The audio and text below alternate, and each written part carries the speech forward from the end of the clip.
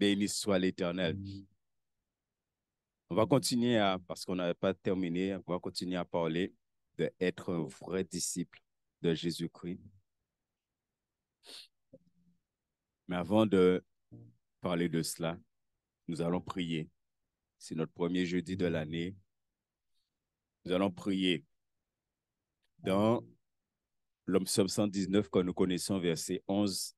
Il est dit, je serre ta promesse dans mon cœur.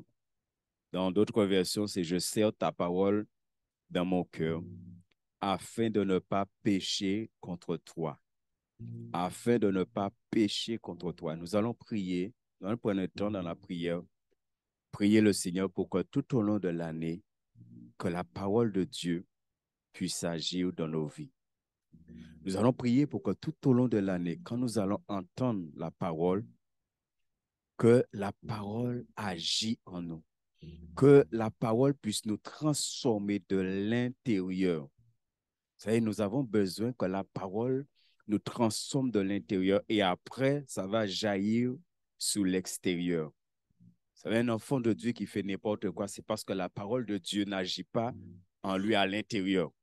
Donc, c'est pourquoi son témoignage n'est pas bon, parce que la parole n'agit pas à l'intérieur. Il ne faut pas que cette année 2023 soit une année où on va entendre, et qu'il n'y a pas grand changement en nous. Non, tu dois prier avec foi, que chaque fois que tu vas entendre la parole, tu demandes ça au Saint-Esprit. Il y a des choses, la Bible dit, il y a des choses qu'on demande selon la volonté de Dieu. Dieu le fait. Dieu le fait. Et c'est la volonté de Dieu que lorsque nous entendons la parole, que la parole nous transforme. Jésus a dit, Père, sanctifie-les par ta parole. Car ta parole est la vérité. Sanctifie-les par ta parole. Et la sanctification, c'est à l'intérieur. C'est à l'intérieur. Nous allons prendre le temps, nous allons prier pour ça. Nous allons élever la voix vers notre Dieu. Le Seigneur a mis ça dans mon cœur. Et vraiment, on va prendre le temps d'élever la voix vers le Seigneur. Répands ton cœur devant Dieu. Montre à Dieu que tu veux cela, tu veux cela. Tu veux que sa parole te transforme. Alléluia. Je vous invite à prier, bien-aimé. Prends la position que tu veux devant la face de Dieu. Et je t'invite à prier. Et là encore, ne te retiens pas d'élever ta voix vers le Seigneur. Papa, je bénis ton Saint-Nom, Père. Dieu Tout-Puissant, Dieu de grâce, Seigneur. Me voici devant toi, Père. Et autant que mes frères et sœurs, parce que tu me donnes d'annoncer ta parole, de prêcher, d'enseigner ta parole, Père. Autant que mes frères et sœurs, j'ai besoin que ta parole agisse en moi, Seigneur. J'ai besoin, Seigneur, que mon cœur soit la bonne terre où ta parole tombe et ta parole porte du fruit. Seigneur, la Bible dit que nous avons pour fruit la sanctification et pour fin la vie éternelle. Alors j'ai besoin, Seigneur, que ce fruit abonde en moi, le fruit de la sanctification, par la puissance de ta parole, Seigneur. Que, Seigneur, tout au long de cette année, à chaque fois que ton serviteur va entendre ta parole, Seigneur, à chaque fois que ton serviteur va lire ta parole, que ta parole accomplit une œuvre de sanctification en moi, Père éternel, dans le puissant nom de Jésus-Christ de Nazareth, dans le puissant nom de Jésus de Nazareth. Oh Père, oh cher Saint-Esprit, je sais que tu es là. Je sais que tu es présent, moi, Esprit de Dieu. Et je te demande, Saint-Esprit, je te demande que la parole de l'éternel Dieu qui est vivante, que cette parole, par ta puissance, Esprit de Dieu, cette parole qui est vivante, puisse agir en moi, puisse me transformer à l'intérieur, transformer mon âme, transformer mon esprit, transformer mon cœur, transformer ma conscience, tout mon être. Oh, cher Saint-Esprit, transforme-moi par la puissance de la parole. Sanctifie-moi, Esprit de Dieu. Oh, que ta parole, Seigneur, que ta parole agit en moi, Père. Que ta parole agit dans mon cœur. Et comme le psalmiste a dit, puissions-nous dire aussi, Seigneur, que nous serrons ta parole, que nous serrons ta parole dans nos cœurs. Oui, oh Dieu de gloire, que nous ne puissions pas laisser tomber à terre aucune de tes paroles, Seigneur. mais serrer ta parole dans nos cœurs, afin de ne pas pécher contre toi, Seigneur, mais de toujours marcher dans ta volonté, de toujours t'obéir, Seigneur, de toujours accomplir ta sainte volonté, Seigneur, qui sont révélées dans ta parole, Père éternel. Dieu Tout-Puissant. Papa, merci d'accomplir cette œuvre, Seigneur, dans le cœur de tes enfants, dans le cœur de mes frères et sœurs qui sont là ce soir, Papa. Oh Dieu de gloire, Seigneur, je prie pour ceux, Seigneur, ceux qui n'arrivent pas à retenir ta parole, ceux qui n'arrivent pas à lire ta parole, Seigneur mon Dieu, ceux qui n'arrivent pas à comprendre ta parole, Papa. Je prie pour eux ce soir, Seigneur. Je prie dans le nom de Jésus. Papa, là où c'est des puissances des ténèbres qui les empêchent, Seigneur, de comprendre ta parole, qui les empêchent de lire ta parole, Papa. Je prie, Seigneur, que ces puissances des ténèbres soient brisées dans leur vie, Papa. Dans le puissant nom de Jésus de Nazareth.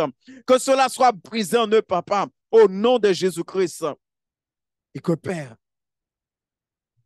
ta gloire, Seigneur,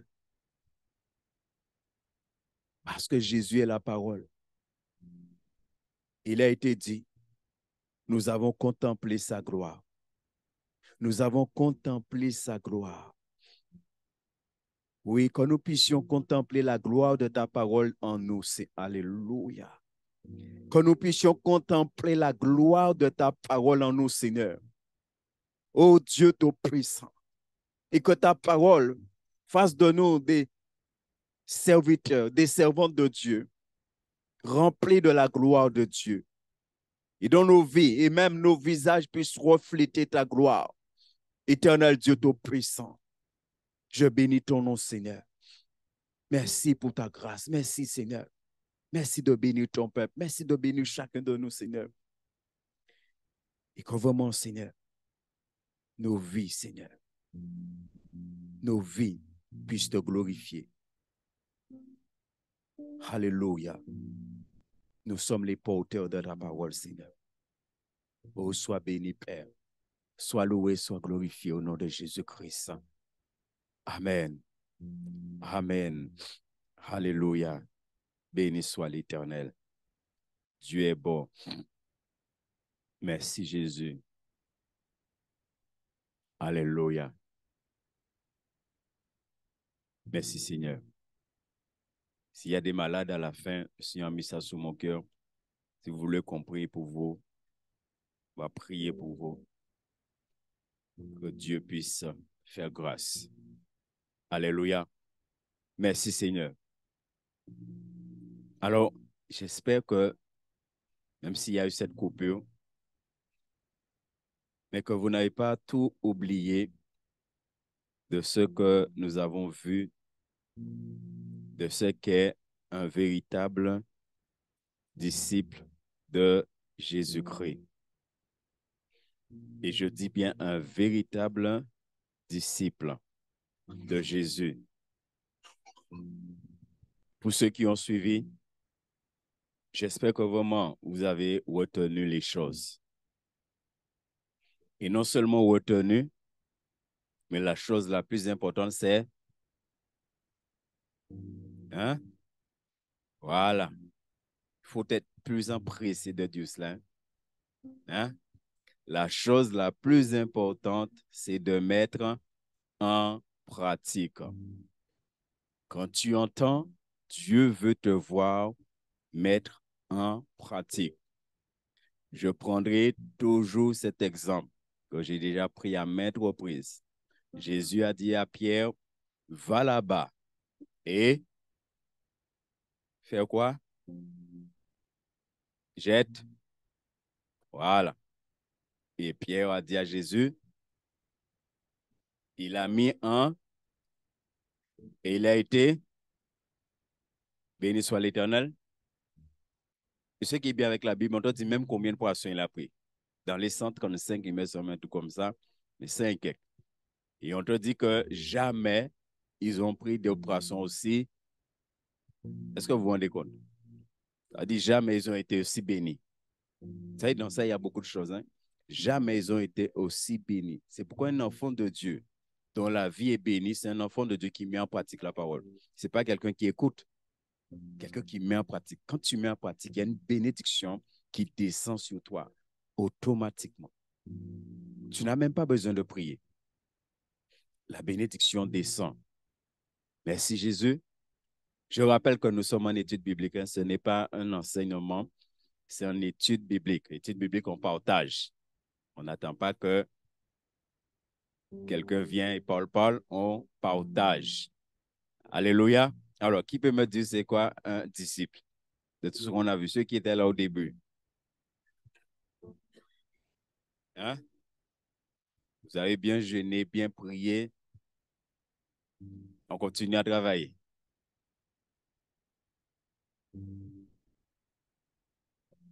Mhm.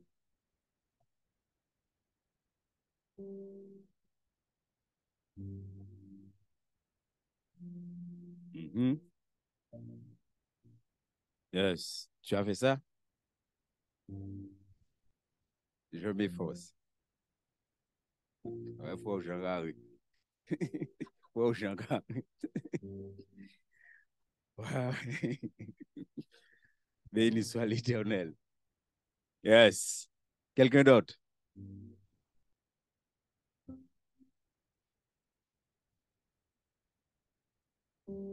Ah oui. Maintenant, le Seigneur nous dit ça, mais est-ce que nous sommes prêts à le faire?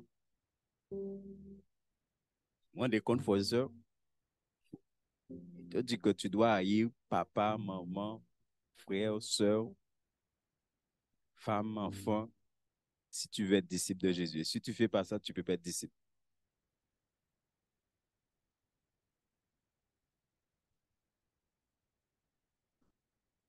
Ça arrive. Et maintenant, Dieu permet ça pour voir comment toi tu réagis. Si vous mettre vous pleurer, gémir, c'est que, ou non problème. C'est qu'on pas disciple.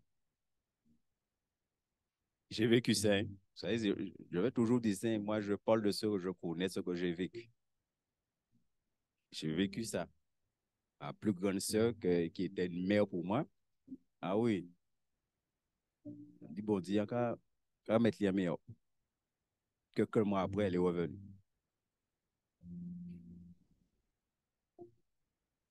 Donc, je sais ce que c'est. C'est est-ce qu'on l'accepte? Béni soit l'Éternel, c'est-à-dire en tant que disciple, est-ce que tu acceptes d'être rejeté? Surtout par la famille. Donc, si la famille te rejette et maintenant le roi est plairé, c'est que tu as un problème. Tu n'as pas encore accepté Jésus comme il faut. Et il y en a qui disent, ah, mais c'est la famille, hein? Hein? Oui. Yes. Est-ce qu'il y a quelqu'un d'autre?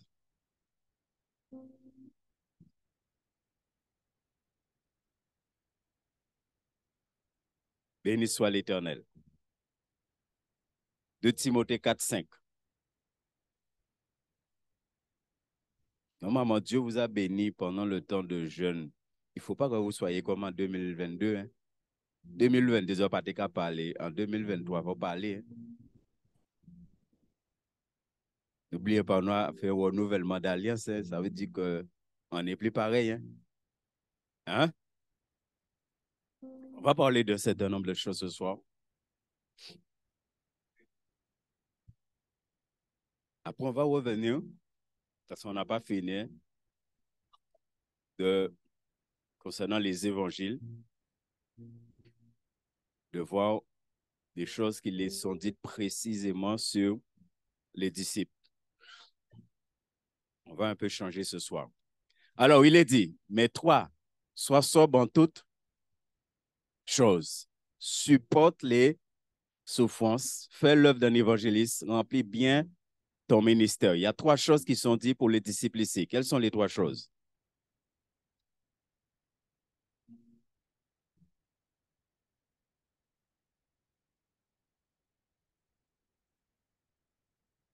Yes, 4 choses. Personne n'a rectifié. Yes. Alors, quelles sont les 4 choses qui sont demandées aux disciples? Un disciple doit être. Alors, qui sait ce que c'est que être sobre? Ça veut dire quoi? La sobriété.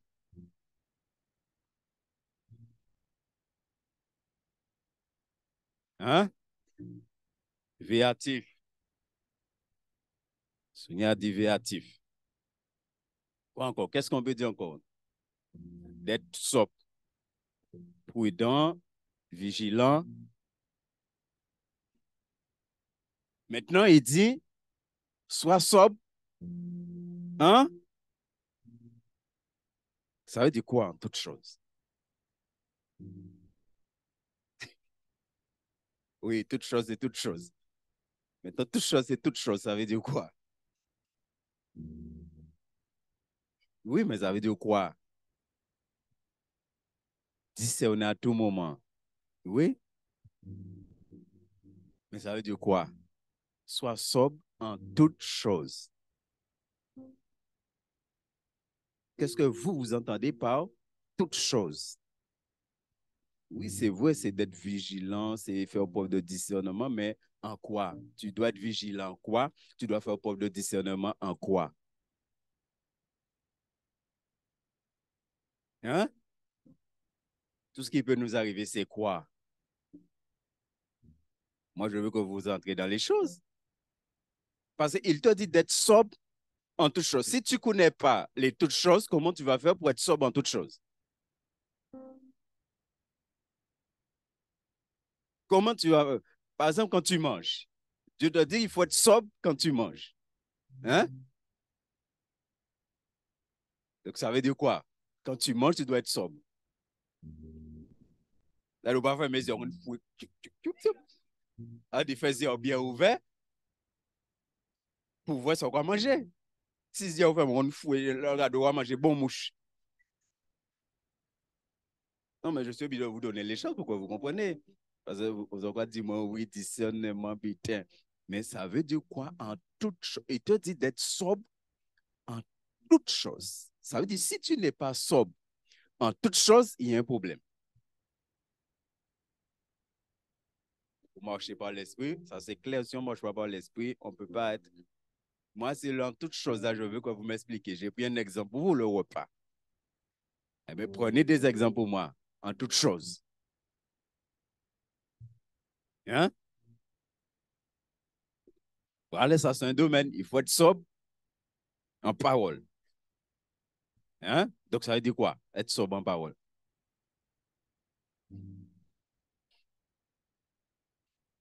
Hein?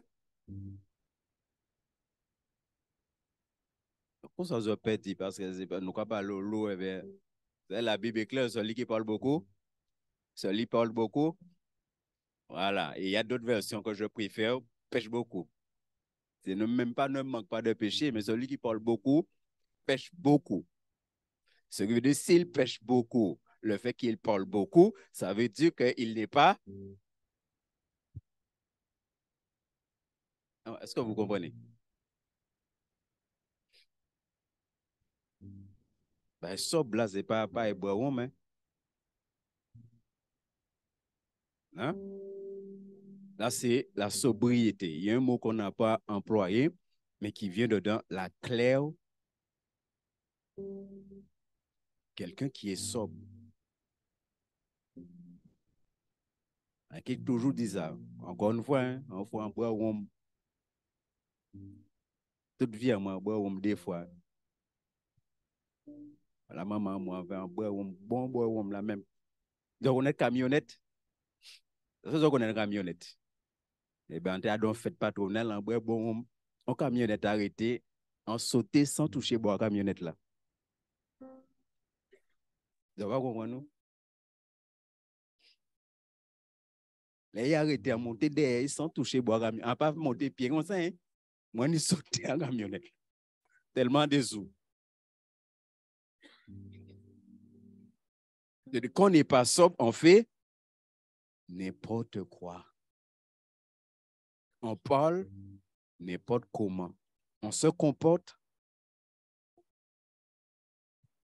Et là, il te dit d'être sobre en toutes choses.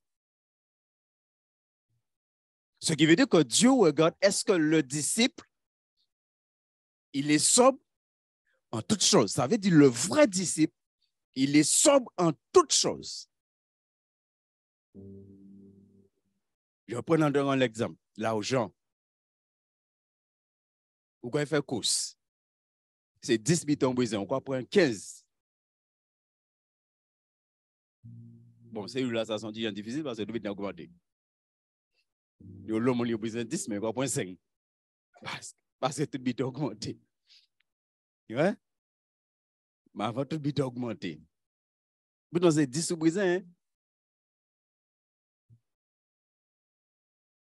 Est-ce qu'à ce moment-là, tu as manifesté la sobriété?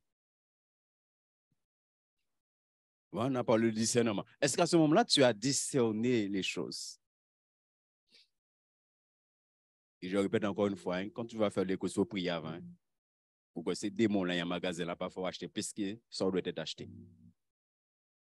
Il faut toujours prier. Béni soit l'Éternel. Deuxième chose que Dieu attend du disciple ici, c'est quoi? C'est quoi? Voilà. Donc, on s'en peut dire. Hein? Il est dit, supporte les souffrances. Qu'est-ce que ça veut dire? Ça veut dire quoi?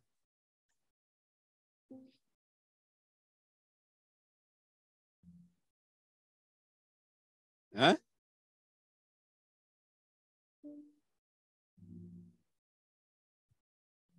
Je veux que vous m'expliquiez, supporte les souffrances. Ça veut dire quoi? Supporter les souffrances. Vous connaissez tous la souffrance. Ça vous a déjà arrivé à tous de souffrir. Béni soit l'Éternel. OK, alors, supporter la souffrance.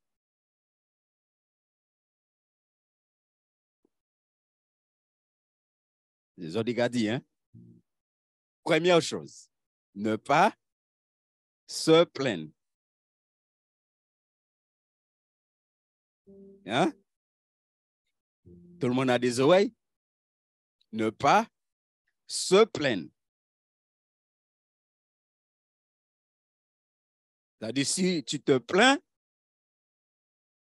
tu n'es pas disciple. Le disciple ne se plaint pas dans la souffrance.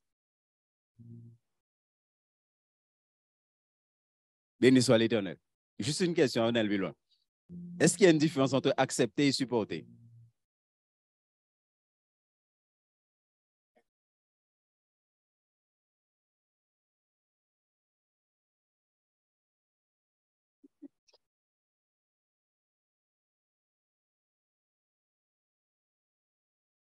Hein?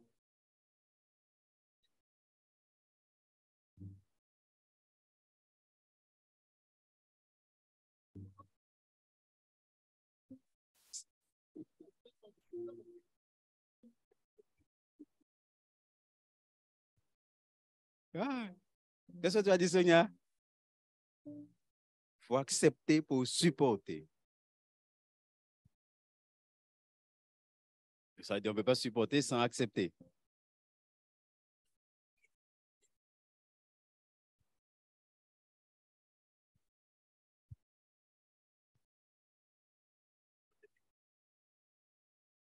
Non, mais je vous écoute. Hein. Donc, on accepte à contre-cœur. On supporte à contre-cœur, alors.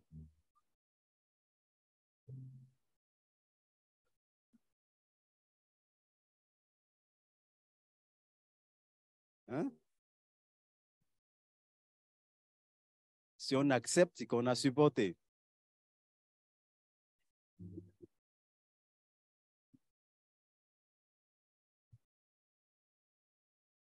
Oui.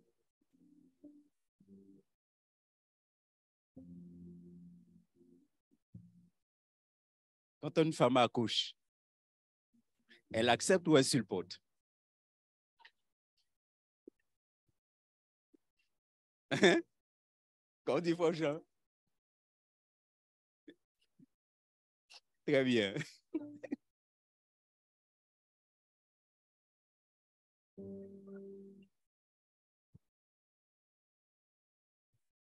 Ah, donc, l'autre personne, partie ça, de qu'est-ce que fait?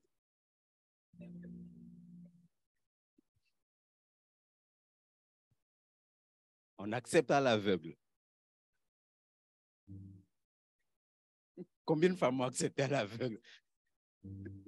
Combien de sœurs ont accepté à l'aveugle? Un Lumila dit on accepte à l'aveugle. Vous voyez, frères et sœurs, c'est important de comprendre la parole de Dieu. C'est pourquoi c'est important d'étudier la parole, surtout dans le temps qu'on est là. Juste entre parenthèses. Vous savez, parmi les choses que le Seigneur me parle ces jours-ci, l'Église catholique va séduire beaucoup d'évangéliques. Beaucoup d'évangéliques. Et il y a beaucoup de chrétiens qui vont le suivre parce que parmi ceux qu'ils vont séduire, il y en a ceux qui sont à la tête, qui sont pasteurs, conducteurs de louanges, ceci, cela. Et beaucoup d'enfants de Dieu vont les suivre parce qu'on ne connaît pas la parole. Donc, moi, je veux qu'on étudie la parole ensemble pour qu'on comprenne les choses. Je referme la parenthèse. Juste avant de le fermer. Vous ne pouvez pas renouer parce que la société qu'on appelle la France, là, Dieu va ébranler les fondements de la France. Il va vraiment les ébranler même. Et on doit se préparer. Béni soit l'Éternel. Yes, vous m'avez dit beaucoup de choses. Il est dit, supporte les souffrances. Comment on peut faire ça? Comment, humainement parlant, on peut supporter la souffrance? Vous voyez, il dit supporte. Ça veut dire tu es dedans. N'est-ce pas? Tu es dedans. Et ça nous permet de pouvoir arriver, Seigneur, enlève ça. Et là, il a dit, ça veut dire qu'il y a des souffrances. Le disciple, normalement, il ne doit pas dire à Dieu de... Mais le disciple doit faire quoi?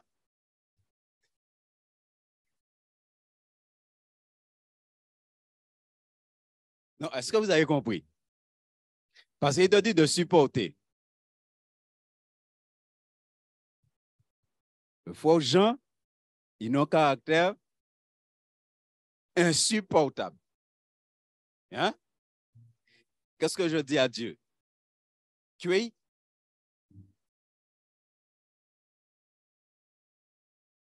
Qu'est-ce que je dis à Dieu? Hein? Pourquoi on va dire bon Dieu changer? Hein? Pourquoi on m'a dit bon Dieu changer? Mais justement, le fait qu'il est insupportable, bon Dieu, vous quand aimez. Donc, ce qu'on m'a dit bon Dieu changer tout de suite, c'est que vous ne veut pas aimer. Donc, vous obligez. Voilà. Pendant un certain nombre de temps. Et là, vous bien supporter, à ce moment-là, bon Dieu qui est changé. Ça veut dire, là, vous bien porter souffrance là, là, vous bien porter, et bon Dieu, vous bien porter, bien supporter, à ce moment-là, ça bon Dieu, car. Mais avant de faire ça, il voulait voir en qui joue. Et nous, depuis qu'on habite dans l'arrivée, nous avons dit, bon Dieu, tout de suite, rien. Ça veut dire, vous ne pouvez pas supporter.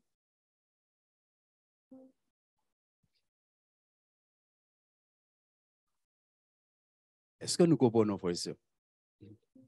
Le disciple, il accepte de souffrir. Il accepte la souffrance.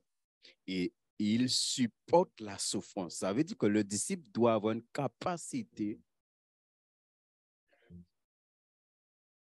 qui vient du Saint-Esprit. Parce que sans le Saint-Esprit, on ne peut pas faire ça. Sans le Saint-Esprit, on ne peut pas faire ça. Supporter les souffrances. David nous dit dans un psaume, j'oublie la référence, David était dans la calamité. Mais David ne dit pas à Dieu d'enlever la calamité ou les calamités. David dit à Dieu, fais-moi grâce. Jusqu'à ce que les calamités s'arrêtent. Mais il ne pas qu'à demander bon Dieu arrêter. Il dit, mon Dieu, fais grâce. Et c'est pareil, tu dois dire, Seigneur, fais-moi grâce. Jusqu'à ce que les souffrances, ça peut être une maladie. que Dieu permet et que tu souffres terriblement.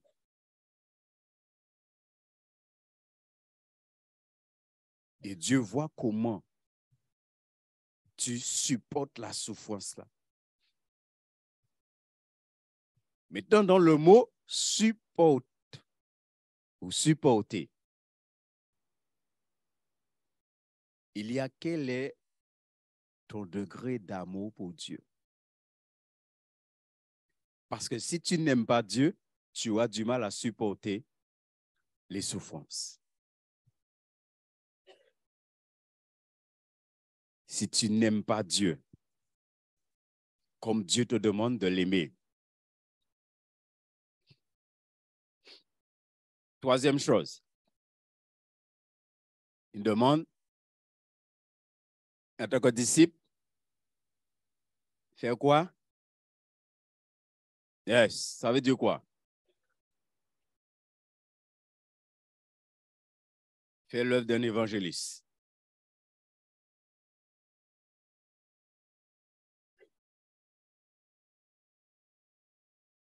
Nous connaissons tous Matthieu 28, 19, n'est-ce pas? Allez. Maintenant, en tant que disciple, est-ce que tout le monde est dedans? On ne va pas tellement s'arrêter sur ça parce que... Est-ce que tout le monde est dedans? En tant que disciple. Est-ce que nous faisons tous l'œuvre d'un évangéliste? En tant que disciple. Parce que c'est la mission qui a été donnée aux disciples. Et quatrième chose, il est dit, remplis bien ton ministère. Donc, le disciple, c'est celui qui exerce le ministère que Dieu lui a donné. Maintenant, il dit, remplis bien ton ministère. Pour nous, qu'est-ce que ça veut dire remplir? Quand l'apôtre Paul dit ici, remplis bien ton ministère. Accomplir.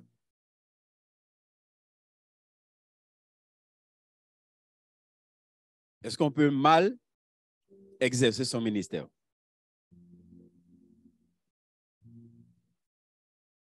Voilà. Yes. Donc maintenant, remplir bien, ça veut dire quoi pour nous? Être conduit par l'esprit, oui. Et encore, remplis bien ton ministère. Déjà, ça veut dire que chaque disciple doit être dans son ministère. Ça veut dire que tu ne peux pas être disciple et ne pas connaître le ministère que Dieu t'a donné ou les. Moi, je fais partie de ceux qui croient qu'on peut avoir plusieurs. Il y a des pasteurs, pour eux, c'est un seul. Moi, je crois qu'on peut avoir plusieurs. Parce que l'apôtre Paul en avait plusieurs, Pierre avait plusieurs et bien d'autres avaient plusieurs. Bien. Donc, ça veut dire que chaque disciple doit connaître le ministère que Dieu lui a donné. Et quand tu connais ton ministère, tu dois entrer dedans. Quand tu es rentré dedans, maintenant, il te dit, en tant que disciple, tu dois bien remplir ton ministère. Dans bien remplir, ça veut dire que une chose, tu dois le prendre à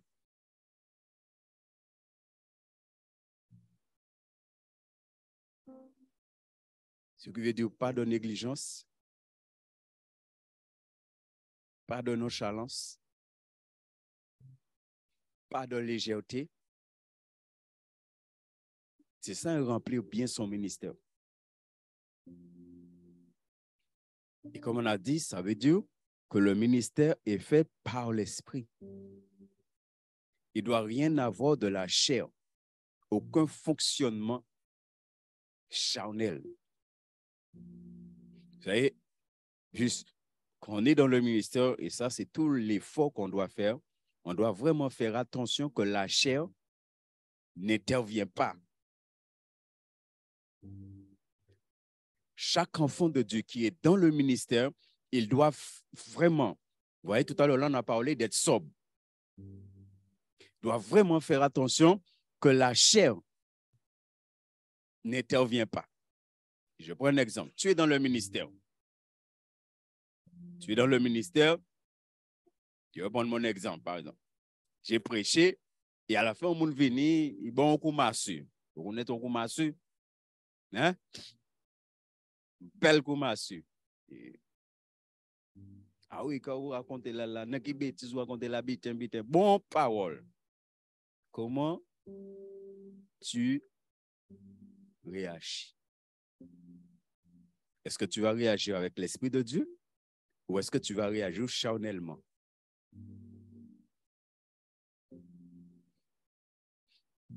Est-ce que ça va être la colère, l'animosité, hein?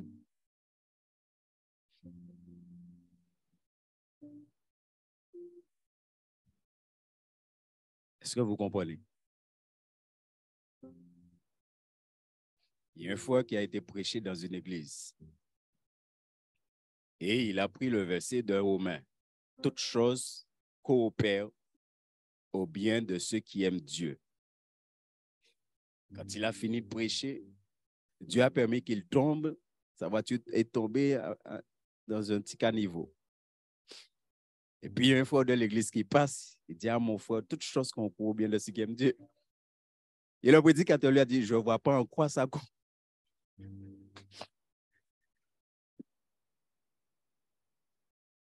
Est-ce qu'il a réagi par l'esprit ou est-ce qu'il a réagi par la chair? Tu penses que Dieu ne connaît pas toutes choses? Dieu savait qu'il allait tomber là. Et Dieu savait que le frère allait le... Il a dit au frère, je ne vois pas en quoi le fait que ma voiture, ça concourt à... Et pourtant, c'est ce qu'il vient de prêcher. Maintenant, quand il a prêché, est-ce qu'il a rempli bien son ministère? C'est-à-dire, est-ce que son cœur est en accord avec ce qu'il a prêché? Et tellement son cœur n'était pas en accord avec ce qu'il a prêché, Dieu a permis une situation pour montrer au frère là que tout ça dit là, c'était du vent.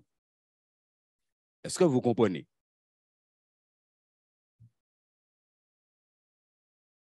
Remplir bien son ministère, ça veut dire tout ce que tu fais dans le cadre de ton ministère là, ça doit être l'Esprit de Dieu.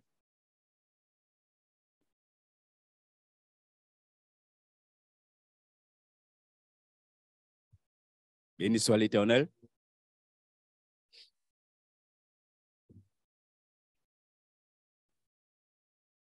2 Timothée 2:3.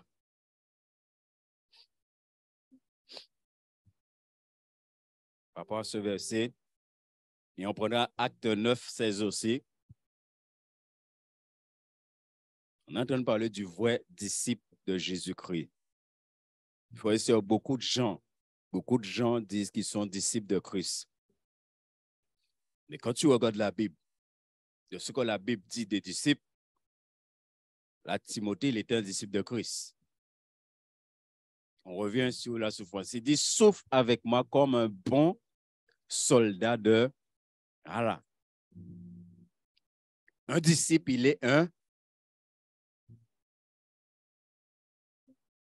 Il est un soldat.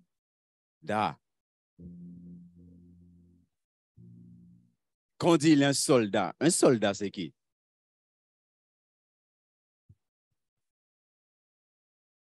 Hein? Il obéit aux ordres. Oui.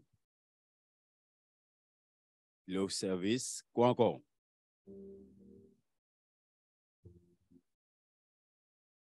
Il veille. Il suit.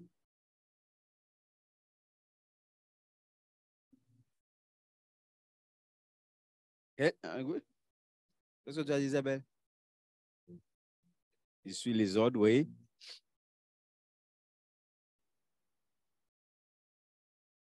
Il se prépare à la guerre. Il est toujours prêt pour le combat. Maintenant, il dit comme un bon soldats. Ça veut dire ni mauvais soldats. Et les mauvais soldats, je prends l'exemple, hein. Il y a des chrétiens qui ne sont pas du tout dans le combat spirituel. Ça, ce sont des mauvais soldats.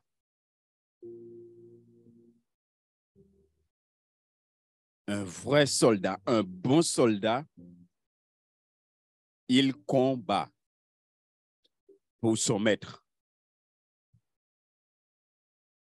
Et il n'est jamais au repos. C'est pourquoi te dit un bon soldat. Il ne baisse jamais ses armes.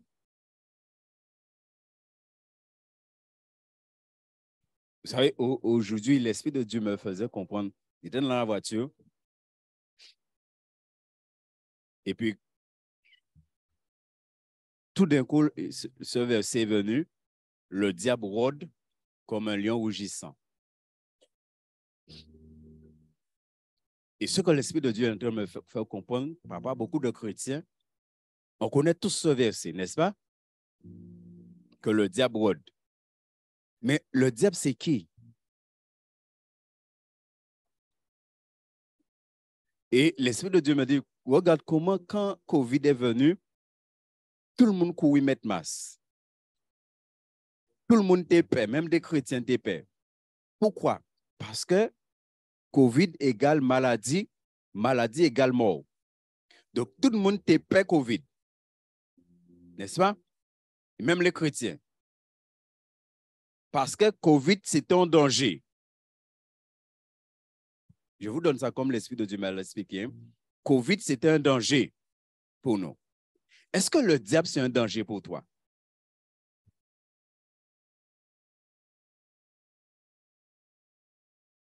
Et si c'est un danger pour toi, pourquoi tu ne le combats pas? Je ne sais pas si vous comprenez. Est-ce que le diable, c'est un danger pour les enfants de Dieu? Il y a beaucoup d'enfants de Dieu qui ne combattent pas le diable.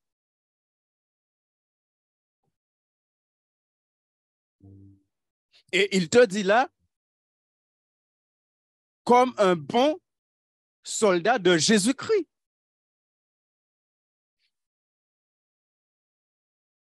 Ce qui veut dire que Jésus-Christ, il a des mauvais soldats et il a des bons soldats.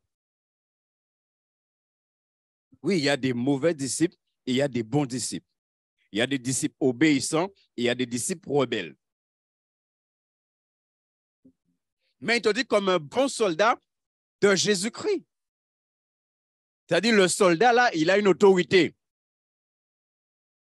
Il a une autorité sur lui. Et cette autorité-là a fait de lui un soldat. Mais pourquoi il a fait de toi un soldat? Il a fait de toi un soldat pour que tu puisses... Lui, il a commencé un combat. Mais il avait besoin de d'autres soldats pour continuer le combat.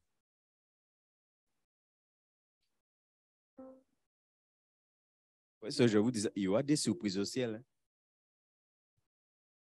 Il y aura beaucoup de surprises. Au lot mari qui cherche madame, il y a péché vrai. Au lot madame qui cherche Maria, il y a péché vrai. Au lot Timon qui cherche famille, il y a parents, il y a péché vrai. Au lot parents qui cherche Timon, il y a péché vrai.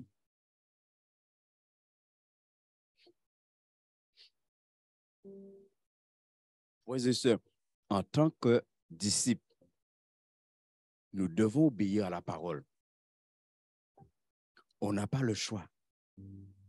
Ça veut dire que la parole te dit là, d'être un bon soldat, tu dois être un bon soldat. Et ce n'est pas venir à l'église à dire Dieu a une armée, hein, ce n'est pas ça.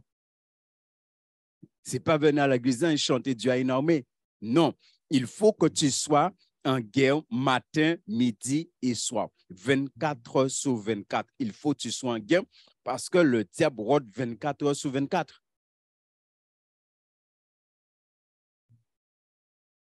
Moi, des fois, il a dans la journée, quand attaque moi dans la journée, là, il dormit la nuit, il a ouvert derrière moi encore. Et c'est moi tout seul alors.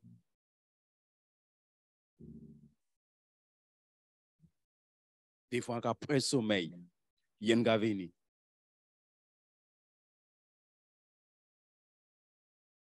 Oui, pour ça encore qui peut d'ailleurs bien, bien, bien. On ne touche pas au sommeil du pasteur Kali. Il ne faut pas toucher à ça. Est-ce que vous comprenez? Mais il y a beaucoup d'enfants de Dieu qui ne sont pas des bons soldats et ils sont disciples. Non. Si tu n'es pas un bon soldat, Jésus ne te reconnaît pas comme son disciple.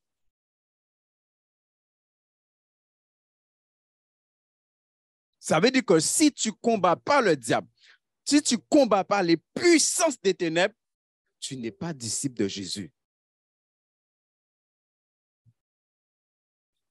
C'est pourquoi nous, chrétiens, diable là, mais nous à payer. Parce que là, vous payez, vous ne pouvez pas combattre. Mais là, vous payez, vous ne pouvez pas combattre. À ce moment-là, vous avez un mauvais.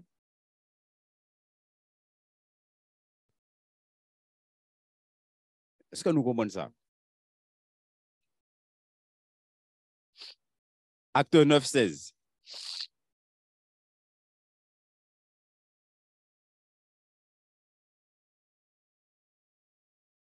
Et je lui montrerai tout ce qu'il doit souffrir pour mon nom. Est-ce que tu portes le nom du Seigneur? Hein? Et le fait que tu portes le nom du Seigneur, qu'est-ce qu'il va t'arriver? On a vu ça tout à l'heure. N'est-ce pas? Le fait que tu portes le nom du Seigneur. De tout content, hein? Je suis enfant de Dieu. Dans tout le monde, je suis enfant de Dieu. Mais lorsque les conséquences du nom que tu portes viennent, tu ne veux pas. Et il te dit, parce que tu portes ce nom-là, parce que tu portes ce nom. Ce n'est pas seulement de porter le nom, mais il y a aussi des choses qui accompagnent le nom. Et parmi les choses qui accompagnent le nom, il y a le fait d'être haï par les autres. Il y a le fait d'être maltraité par les autres. Il y a le fait d'être humilié par les autres. Parce que tu portes son nom.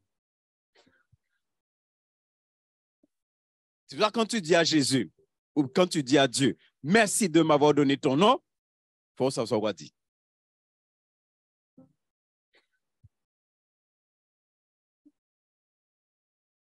C'est comme lorsque tu es devant Dieu, tu es devant la face de Dieu, et bras ouverts, tu dis Seigneur, merci.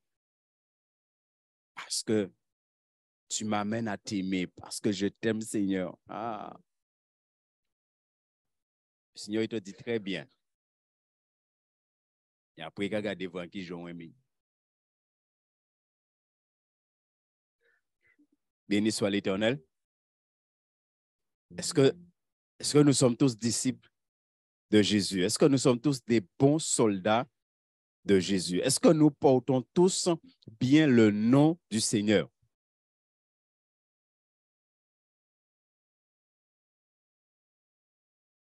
Je vous dis ça, des fois, quelquefois, il y a des gémissements qui sont vraiment des péchés terribles devant la face de Dieu.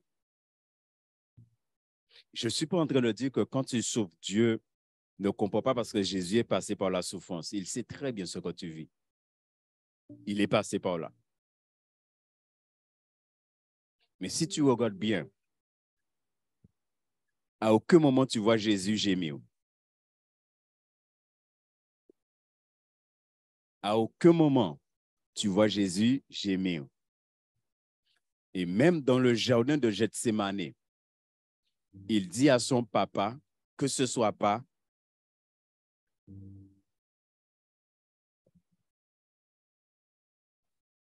dans le jardin de Gethsémane, il a supporté.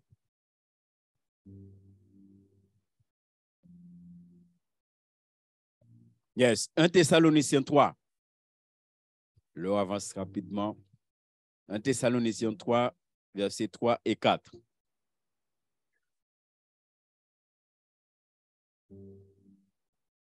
Est-ce que nous avons compris? Et est-ce que nous acceptons la parole?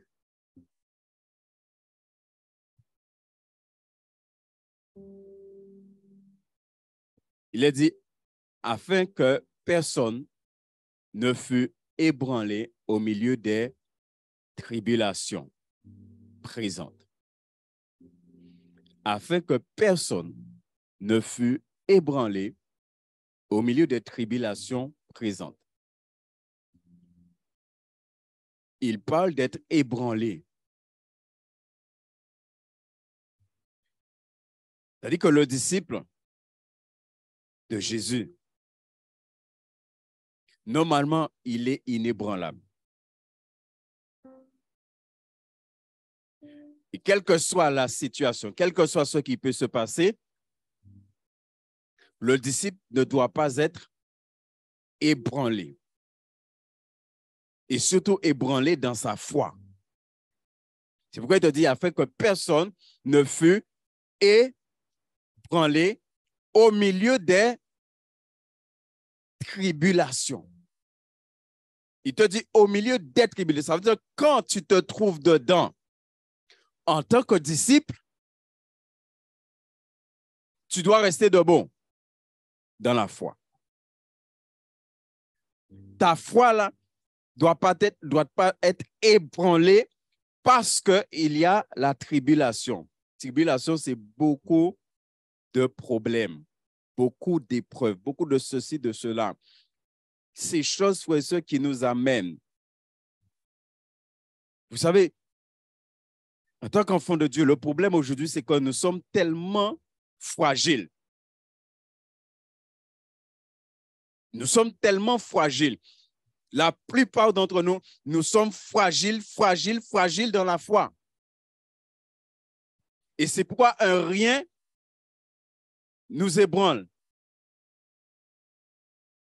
Sérieusement, des fois, je suis là, je prie pour l'Église. Quand je dis l'Église, c'est tous les enfants de Dieu. Et quand je vois un certain nombre de choses, je dis, mais si demain, je mets nous bon coup à Jésus, à nous que faire? Si vraiment demain, il y a une persécution, je dis si, là,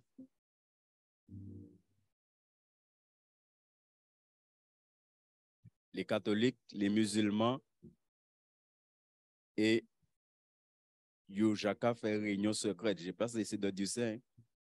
Le cuménisme est déjà là. Ils n'ont jamais tué ensemble. Béni soit l'Éternel. Et juste entre parenthèses encore, vous avez entendu que Benoît XVI est mort. Ce qui veut dire que celui qui l'a, ceux qui n'avaient pas, il l'a reçu. Parce que tant que Benoît XVI était là, il y a des choses qu'ils ne pouvaient pas recevoir. Parce qu'ils étaient deux premiers ministres en même temps. Et c'est un seul qu'il faut y avoir. Moi, j'ai prié de demander à Dieu de me parler de ce qui se passe dans le spirituel par rapport à ça. C'est pourquoi mon problème, c'est que les enfants de Dieu, il y a des choses, ne prient pas pour. Nous, on est là, nous avons subi. Nous, on est là, nous avons attendre, nous avons voir, mais nous pas gens qui prier, mais bon Dieu, qu'est-ce qui a passé? Il faut demander au Seigneur. Vous savez, la Bible est claire, hein? Tu reçois quand tu demandes. Si tu ne demandes pas, tu ne reçois rien.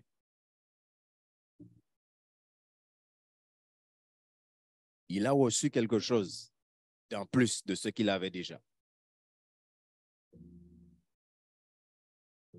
Et on le verra.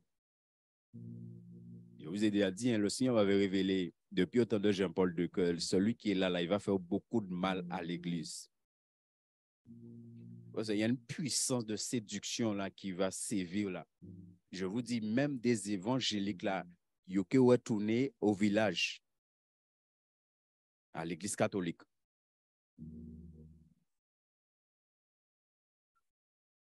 Béni soit l'Éternel. Et je disais que la foi de beaucoup d'enfants de Dieu est fragile. Comment tu peux m'expliquer? Tu es un enfant de Dieu parce que simplement, il a mal parlé à l'église ou j'avais parti, ou j'avais rentré à casa, ou j'avais ceci, ou j'avais quitté l'église. Qui genre de foi on est? Non, mais qui genre de foi on est? Vous voulez dire, moi, foi là, on est là, son foi qui permet de vous, demain, il y a un bon coup à Jésus, au chrétien. Vous regardez mon nasa, vous dites, encore? Non, longtemps, on va dire choc là, ouais.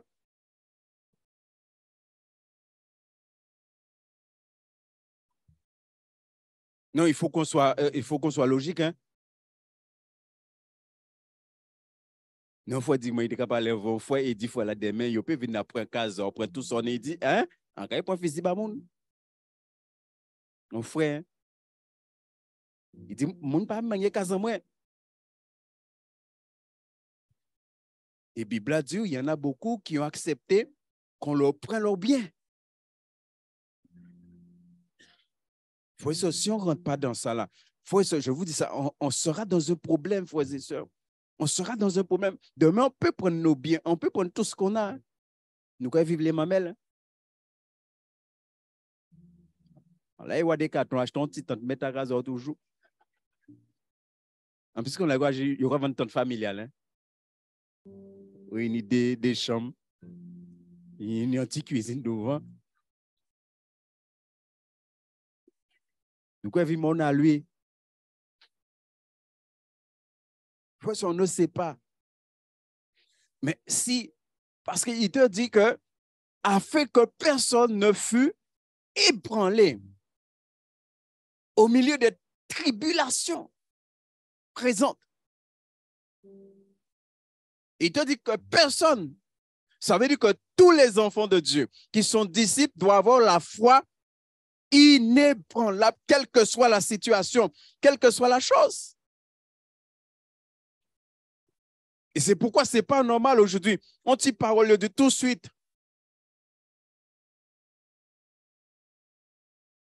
Tu veux déjà tout abandonner. Non, c'est qu'il y a un problème. Et il y a un problème au niveau de la foi.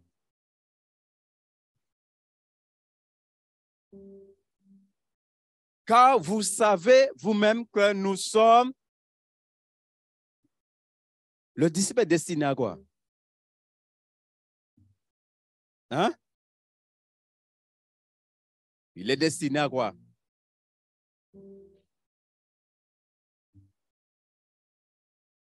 Ça, il y a quelque chose qui m'a interpellé. Et j'ai beaucoup médité sur ça.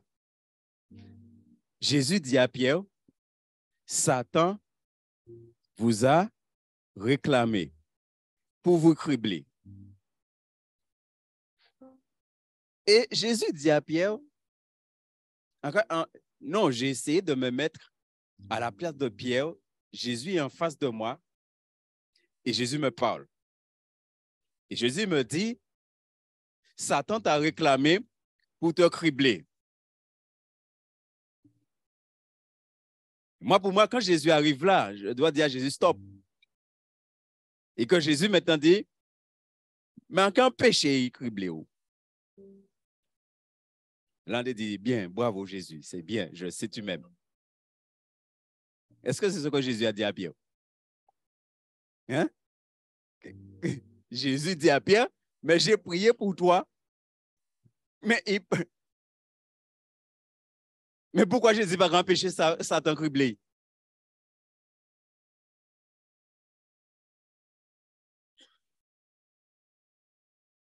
Ça veut dire en prier pour que pendant le diable a criblé, pour rester inébranlable. C'est pourquoi Dieu permet des fois même diable à cribler nous.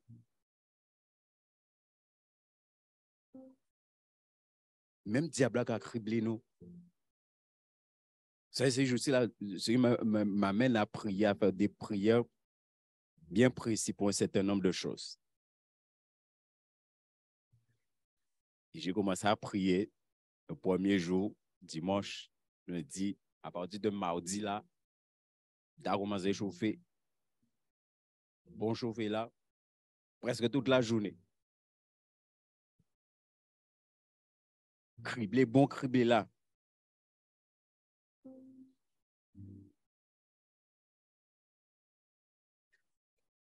Et j'ai été prié.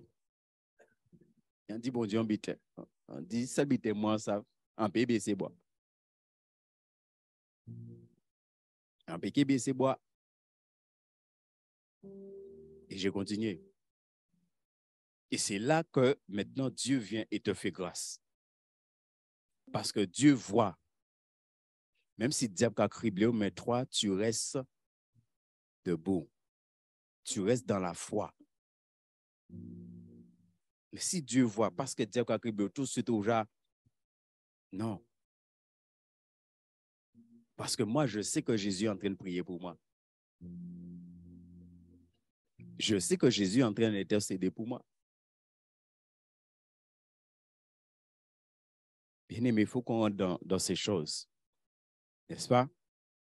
Parce qu'il te dit que nous sommes destinés à ça.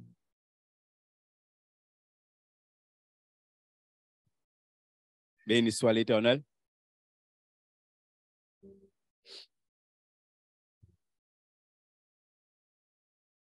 Est-ce que tu es prêt à accepter ça?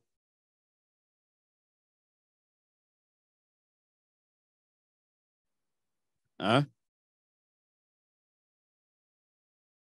Est-ce que ce soir, nous voyons encore c'est quoi un disciple?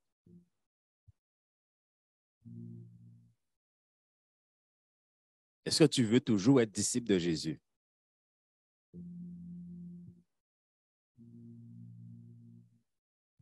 Hein? Vous savez, avant, je disais ça tellement aussi. Et j'ai appris à essayer de ne plus dire ça.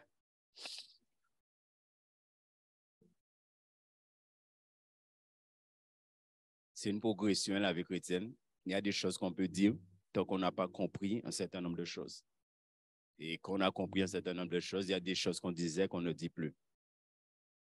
Ouais. Mais c'est une question de maturité spirituelle que l'Esprit de Dieu doit nous amener. Je prends un exemple simple. Hein, je parle avec un frère cette semaine et plusieurs fois, il m'a dit, je sais, je ne suis pas parfait, je ne suis pas parfait. Après, il me parlait d'autres personnes, ceci, cela. Et ça m'a interpellé. Et puis après, l'Esprit de Dieu me dit comment, normalement, un chrétien ne doit jamais dire ça.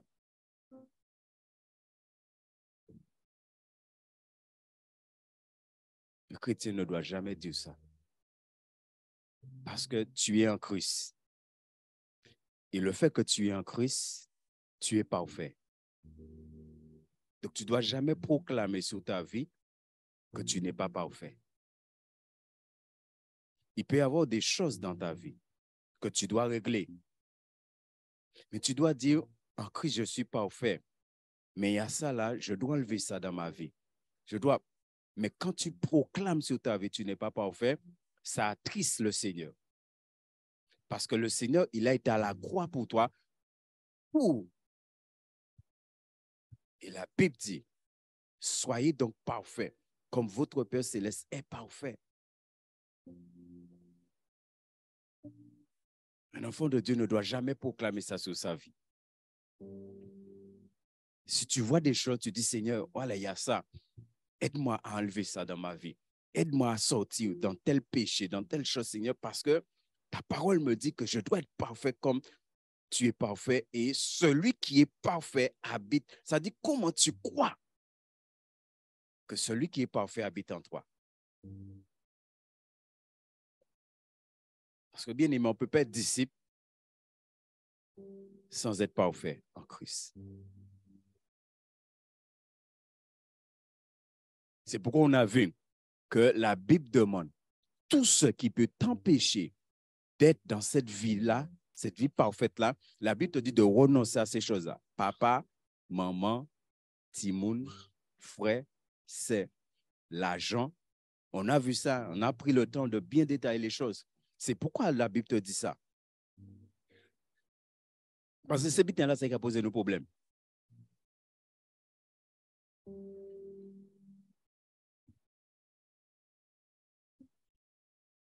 Béni soit l'Éternel. Est-ce qu'il y a des questions? On n'a pas vu tous les versets que j'avais notés.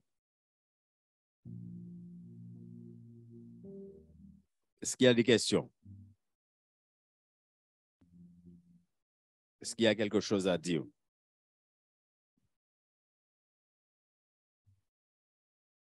Sur mon étude biblique. Il faut que vous appreniez à partager, à travailler. Aujourd'hui, le Seigneur me faisait comprendre que on a déjà entendu tellement d'enseignements et Dieu voit qu'on ne met pas en pratique les enseignements. Il faut étudier la Bible avec les enfants de Dieu. Il faut étudier la Bible avec eux. Jésus étudiait avec les disciples. Lorsqu'il les prenait à part, il étudiait avec eux. Surtout Pierre, Jacques et Jean. On a besoin d'être face à la parole. Parce qu'il y en a beaucoup, la parole est écrite, mais on dit autre chose. On a besoin d'être face à la parole et de comprendre la parole.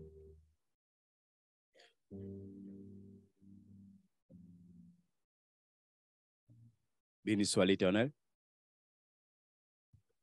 Il n'y a pas de questions? Merci Jésus. Est-ce qu'il y a des personnes malades qui veulent qu'on prie pour eux?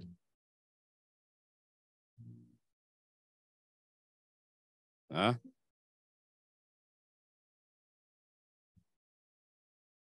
Avant qu'on conclue. C'est vrai, beaucoup sont atteints par la grippe là.